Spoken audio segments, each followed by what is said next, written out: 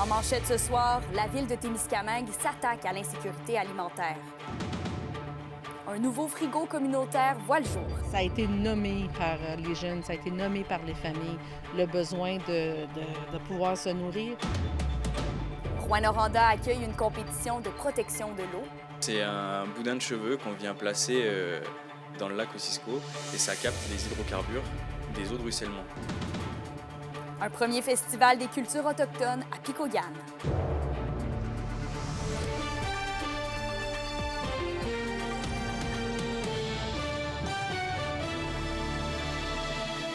Bon vendredi, merci d'être avec nous ce soir. On débute au sud de la région alors que la ville de Témiscamingue a inauguré hier son premier garde-manger communautaire. Et Alexandre, les gens sont invités à y prendre, mais aussi à y laisser de la nourriture. Oui, tout à fait, Kémilia. Une initiative qui est née du mouvement Témiscamingue Kipawa Résilience. Donc, un garde-manger et un frigo ont été installés dans la cour arrière de la Maison des jeunes de Témiscamingue. Et là, de façon anonyme, les gens peuvent venir y chercher des collations, des ingrédients, même un repas. Pourquoi? Parce que l'insécurité alimentaire frappe. La communauté le voit, elle l'entend et elle a décidé d'agir. Il faut dire également que la situation à Témiscamingue est pour le moins précaire. La méga-usine de carton et de pâtes de Ryam a pratiquement mis la clé dans la porte, laissant dans l'insécurité des centaines de citoyens de la ville. On a donc vu venir la précarité alimentaire. Je vous laisse écouter la directrice de la Maison des jeunes, partenaire dans le projet. L'employeur principal de la ville, Ryam, l'année dernière, avait annoncé la mise à pied de 275 personnes. On s'est regroupé, les organismes communautaires, puis on s'est dit qu'il faut renforcer le filet social autour de ces gens-là, puis de toute la communauté, parce que tout le monde a été affecté. Ça a été nommé par les jeunes, ça a été nommé par les familles, le besoin de pouvoir se nourrir. Le prix a augmenté sur tout. Les gens, il faut qu'ils disent « Je vais-tu faire l'épicerie? Je vais-tu payer mon loyer? Je vais-tu aller chez le dentiste? » Ils ont des choix à faire, puis c'est pas normal. C'est un besoin de base. Personne ne devrait se coucher le soir avec le ventre vide. Là. Donc, une situation aggravée par la fermeture de l'usine. Mais Alexandre, comment la ville de Témiscamingue compte faire face à ces défis? Bien, en prenant le virage communautaire. J'en ai discuté avec le nouveau maire de la ville, Alain Gauthier. Pour lui, c'est clair. Bon, la situation de précarité alimentaire de Témiscamingue n'est pas unique. L'inflation, le coût de la vie et l'instabilité frappent partout au pays. Reste qu'en seulement quelques années, à la ville, il a pu constater l'évolution des demandes et des besoins de sa population. Il parle aussi de deux mondes parallèles. Un, premier, ouvrier, business à Témiscamingue, et l'autre, plus précaire et qui a besoin d'un sérieux coup de pouce. On peut l'écouter. Ça nous a démontré que les besoins ont changé. Il y a 10 ans, 15 ans, on avait des demandes de soutenir un tournoi de golf, un party de chasse, un party de motoneige. Là, c'est devenu aider la maison des jeunes, aider une maison pour les personnes âgées. Puis là, c'est rendu, pourriez-vous subventionner un souper par mois pour telle personne de telle résidence qui ne mange pas toujours à leur faim? On a vu les besoins et les demandes changer en 10 ans. Fait que là, la ville, on est en train de moderniser un peu notre philosophie de soutien à notre population. Je veux faire le marketing du communautaire pour faire rencontrer les deux mondes parallèles enfin. Et en terminant, Kémilia, ça bouge tranquillement dans le dossier du redémarrage de l'usine de Ryam à Témiscamingue. Cela dit, il n'y a toujours pas d'acheteurs à l'horizon. Je promets de vous revenir dans les prochains jours avec plus de détails sur ce dossier. Merci Alexandre, bonne fin de semaine. Au revoir. Vos réponses à la question du jour TVA, une présentation de la clinique infirmière Nord-Ouest partout dans la région. Notre équipe peut vous recevoir pour un bilan de santé, une infection, le suivi de maladies chroniques et bien plus. Contactez-nous pour plus d'informations ou visitez notre site Web.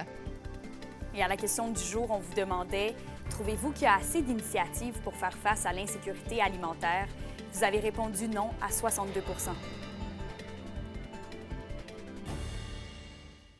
Rouyn-Noranda est l'hôte de la finale pan-canadienne du défi Aqua-Hacking, une compétition pour étudiants et jeunes professionnels dans le but de proposer des innovations pour la préservation de l'eau. Olivier Morin nous donne les détails. Ce sont 10 équipes qui présenteront leurs projets aux membres du jury dont le thème porte sur la décontamination du lac Kosciuszko à Rouyn-Noranda. Et une équipe de la région composée de 4 étudiants de l'UQAT figure parmi les équipes participantes à la finale. Leur innovation n'implique nul autre que des cheveux. Un boudin de cheveux qu'on vient placer dans le lac Kosciuszko et ça capte les hydrocarbures des eaux de ruissellement. Donc les eaux de ruissellement, c'est toute l'eau qui tombe sur l'asphalte autour du lac et qui s'écoule dans le lac progressivement. Un concept qui permet de mieux contrôler la contamination de l'eau, selon l'un des membres de l'équipe de l'UQAT, Arnaud Grimaud. Il faut savoir qu'aujourd'hui, il n'y a pas de traitement en fait. Donc à chaque pluie, les eaux pluviales deviennent une véritable autoroute à polluants. Et donc grâce à notre écofiltre, on vient justement amener une barrière à la contamination, à la fois hydrocarbures, métaux et particules fines. Au départ, leur projet visait à la mise en place d'îlots concentriques permettant la captation des rejets à 100%, mais il a dû être réduit en raison du fait qu'il était trop ambitieux. On s'est vraiment concentré sur qu'est-ce qui était accessible pour nous, qui est un effet waouh en fait. Et c'est les cheveux qui sont ressortis et on a gardé les cheveux. Il faut savoir qu'il y a quelques années à l'île Maurice, il y a eu un échouage de bateaux et tous les Mauriciens se sont associés ensemble pour faire justement des boudins de cheveux. C'était local, économique et disponible en grande quantité.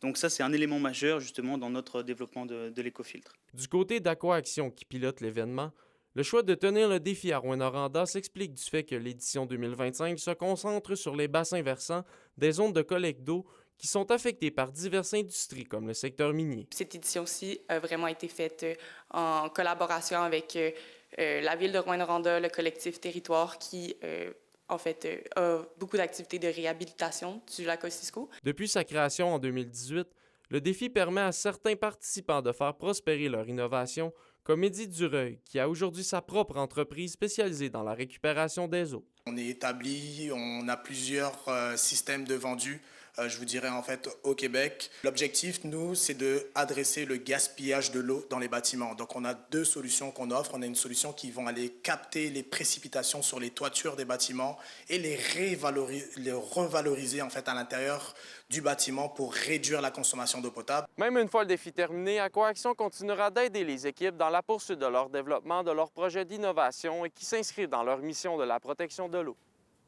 Olivier Morin, RNC Nouvelles, Rouyn-Noranda. Mettre en valeur la musique autochtone pour rapprocher les différents peuples, voilà le but d'un festival qui débute ce soir à Picogan. Alexis Dumont est allé aux préparatifs. Picogan s'est donné le défi de lancer un tout nouveau festival autochtone et c'est ce soir qu'il verra le jour pour la première fois. On va avoir une plus grande chimie entre les Québécois et les Autochtones et avec les pros du domaine aussi. Et donc, moi, je pense que ça va apporter beaucoup de positifs dans tout ce rassemblement-là. Ça donne un attrait touristique supplémentaire pour notre communauté. Ça nous donne une plus-value au service qu'on peut faire au niveau de la région, une visibilité aussi au niveau des artistes autochtones à travers la région, à travers le Québec. Plusieurs mois de travail qui permettront aux populations de tout genre de venir découvrir la musique autochtone. Ça a pris un bon 10 mois, je dirais. 10 mois d'organisation. On voulait créer un espace rassembleur qui serait... que la scène serait réservée principalement aux Autochtones.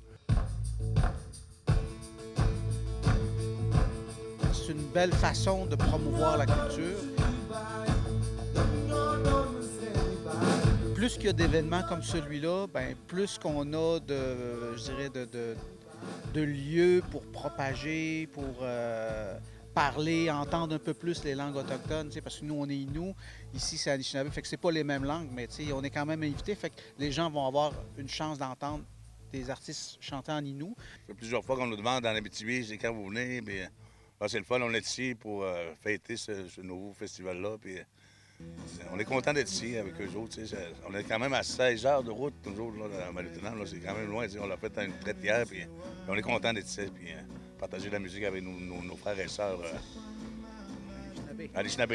Et la chef de la communauté croit que ce festival est une occasion en or de mettre en valeur le talent d'ici. Ça fait un événement encore plus rassembleur, puis on vient rejoindre une clientèle un peu plus diversifiée aussi. Il y a des gens qui sont plus musique, il y a des gens qui sont plus power, tout ça.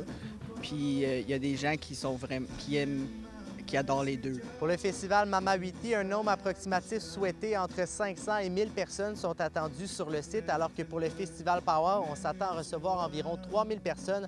Rappelons que les festivités débuteront ce soir et se concluront dimanche. Alexis Dumont, RNC Nouvelles, à Picogan. Et en politique, la députée d'Abitibi-Baie-James-Nunavik-EU, Mendigo Masti, était à Val-d'Or aujourd'hui en vue des derniers préparatifs avant l'ouverture de son bureau de circonscription. Son équipe sera prête d'ici 2 semaines à recevoir en personne les citoyens qui ont des préoccupations ou des suivis de dossiers. Bien qu'elle reconnaisse avoir des semaines chargées comme ministre des Services aux Autochtones, l'élu invite quand même la population à la joindre par courriel. Des rencontres avec des entreprises et d'autres acteurs du milieu pour établir ses priorités sont également au programme.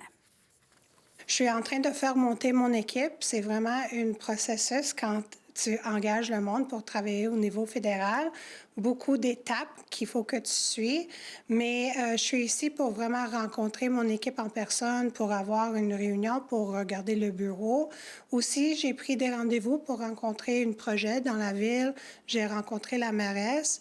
Puis, on est en train de choisir une date que le bureau va être formellement ouvert au public. Si vous avez des dossiers qui touchent des cas dans le niveau fédéral, comme des questions sur les impôts, des dossiers sur l'immigration, ça, c'est vraiment important. Si vous avez un dossier d'immigration, j'aimerais que vous venez ou vous appelez au bureau parce qu'il faut vraiment que je commence mon travail avec le monde qui sont ici. Et toujours du côté de Val-d'Or, la Chambre de commerce a un nouveau président. C'est Sébastien Richard qui succède à Valérie Gourde, qui a occupé le mandat au cours des 3 dernières années. M. Richard est administrateur de la CCVD depuis 2019, en plus de siéger depuis 2023 sur l'exécutif comme 2e vice-président. Dans la dernière année, il a aussi présidé le Gala de l'entreprise 2025. Sa nomination a été annoncée hier, alors que la Chambre de commerce de Val-d'Or faisait son bilan de l'année 2024-2025. Et ensuite, à Rouyn-Noranda, le Centre polymétier a célébré la réussite et l'aboutissement du parcours de formation de la cohorte 2024-2025. Ce sont 219 élèves qui ont complété l'une des 7 formations professionnelles offertes. Et au total, 21 000 $ ont été remis en bourse pour celles et ceux qui se sont distingués par leur excellence, leur assiduité et leur implication. L'indice boursier minier au TVA Nouvelle 18h est une présentation de GFM Groupe Financier. Dirigeants d'entreprises et particuliers, fiez-vous aux experts de GFM pour vos placements, assurances de personnes et assurances collectives. Car pour vous, ils vont au-delà de la finance. Demain, c'est l'événement le plus attendu du village de Sainte-Germaine-Boulay, le fameux Festival du bœuf. Je vous en parle après la pause dans la chronique culturelle. Restez là.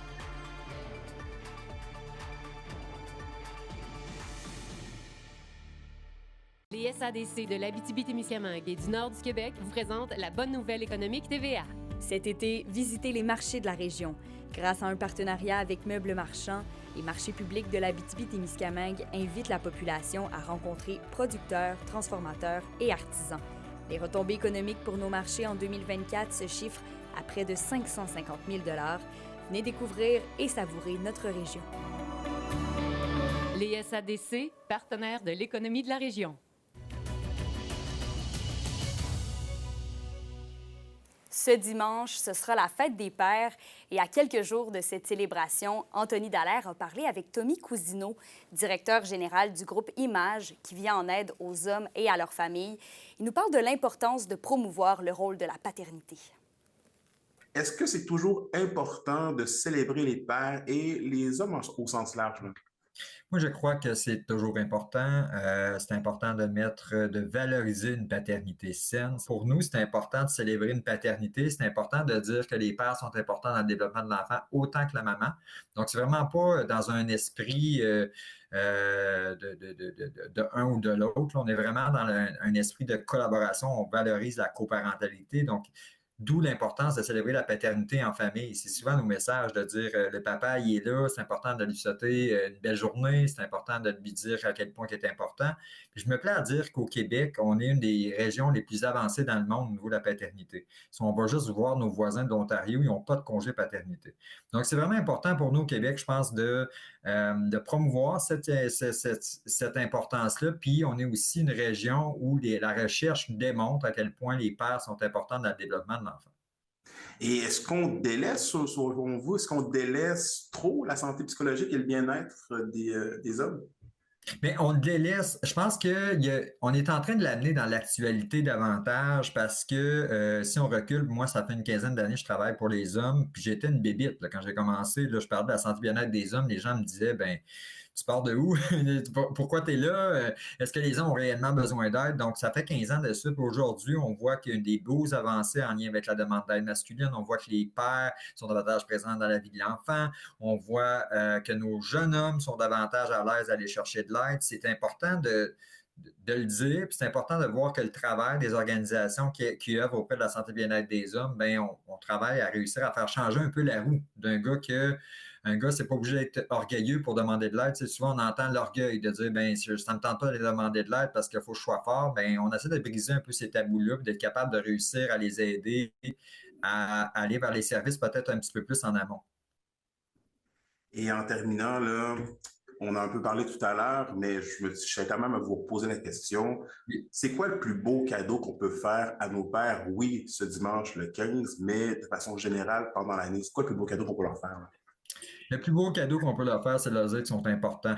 Je pense que c'est leur dire que dans la vie d'un enfant, ils ont un rôle à jouer primordial. Puis, dès la naissance, même avant, pendant la grossesse, ils sont importants. Puis, il faut qu'ils prennent leur place. Je pense que c'est le plus beau cadeau de leur dire qu'ils sont importants. Justine, le Festival du bœuf de Sainte-Germaine-Boulay a lieu demain. Qu'est-ce qui attend les festivaliers? De la viande, de la musique et bien du plaisir, qu'Emilia, c'est vraiment ce qui nous attend là, demain au Festival du bœuf et même du soleil parce que dès 13h dans le stationnement, vous êtes attendus en plein cœur de Sainte-Germaine pour l'auto-show Boulay où il va y avoir des activités familiales, une guerre de bras de fer et plusieurs autres choses qui vous attendent pour vraiment profiter en famille et c'est complètement gratuit. Tous les billets ont trouvé preneur pour la soirée de spectacle mais aussi pour le souper. Les portes de l'aréna ouvriront vers 16h30 demain pour le fameux souper de viande qui va avoir cuit toute la journée depuis 6 heures le matin. Et Éric Lapointe et David Pinault vous attendront plus tard en soirée. L'organisation est satisfaite de son travail pour cette 44e édition. Notre communauté, notre belle paroisse attendent plusieurs festivaliers. D'ailleurs, plusieurs festivaliers ont répondu à notre appel. Pour une troisième année consécutive, nous allons présenter notre festival du bœuf à guichet fermé. Donc, ça nous rend très fiers. Pour une troisième année consécutive, on est une paroisse qui est vraiment tissée serrée. Donc, rassembler des gens dans notre communauté, on est très fiers de ce festival. Bien, le côté rassembleur qui nous tient vraiment à cœur. Je pense que nos bénévoles, on est environ une centaine, mais on est très fiers. Puis on a hâte surtout de vous accueillir là, pour cette 44e édition. Et pour ceux d'entre vous qui sont peut-être nouveaux en région et qui ne connaissent pas le fameux Festival du bœuf de Sainte-Germaine, eh bien, dans le prochain extrait, vous allez vraiment bien comprendre pourquoi il s'appelle ainsi. Bien, c'est toujours 6 bœufs, près de 5000 livres là, qui ont été préparés là, pour servir 900 personnes pour le souper, qui sera servi environ en 2 heures. Donc, toujours à guichet fermé. Donc, on est très fiers de cette réponse de nos festivaliers. Oui, absolument. On commence très tôt vers 5-6 heures. Donc, une belle cuisson qui parfume notre belle paroisse. Donc, c'est très intéressant, même comme activité, à regarder cette cuisson. Et c'est la fête des pères dimanche, alors plusieurs villes de la région en fin de semaine font des super fêtes pour fêter ça en grand, comme à Amos en ce moment jusqu'à 20h. Vous êtes invités au complexe sportif des Jardins pour profiter d'une fête familiale. Il y a des jeux gonflables, des barbecues, des activités père-enfant, des petites compétitions. Alors c'est très agréable, c'est gratuit jusqu'à 20h ce soir à Rouyn-Noranda. Vous êtes attendus demain de 11h à 14h aux espaces verts à côté du parc Trémois et à Saint-Eugène-de-Guigue. C'est dimanche et vous ne voulez pas manquer la fameuse course de boîte à savon qui a lieu dimanche matin. C'est une grosse fin de semaine pour tous nos papas de la région. On a des activités organisées pour ce qu'on appelle, nous, le Super Week-end, Super SU trait d'union PERE. Donc, c'est vraiment le Super Week-end où on organise des activités pour la famille. Donc, à Rouyn-Noranda, au Parc Trémois, il y a une organisation de fête familiale avec mur d'escalade, pont suspendu, jeux gonflables. Dans le fond, on célèbre la paternité en famille de ce côté-là. Et le lendemain, on s'en va à Saint-Eugène-de-Guigue, au Témiscamingue, où on organise notre traditionnelle course de boîte à savon pour célébrer la paternité, parce qu'on se rappelle que le groupe Image couvre 2 territoires majeurs. Donc, Rouyn-Noranda et Témiscamingue, c'est un offre de service. On a pied sur rue là, à Rouyn-Noranda et au Témiscamingue. Donc, c'est pour ça qu'on organise cette super fête-là dans les 2 territoires. Mais il y a d'autres super fêtes ailleurs en région. Là, je pense à Lassar, je pense à Amos aussi qui organise d'autres événements. Il y aura de l'action demain à Sainte-Germaine-Boulay. En plus du Festival du Bœuf, des courses à pied sont organisées en matinée. On en reparle après la pause.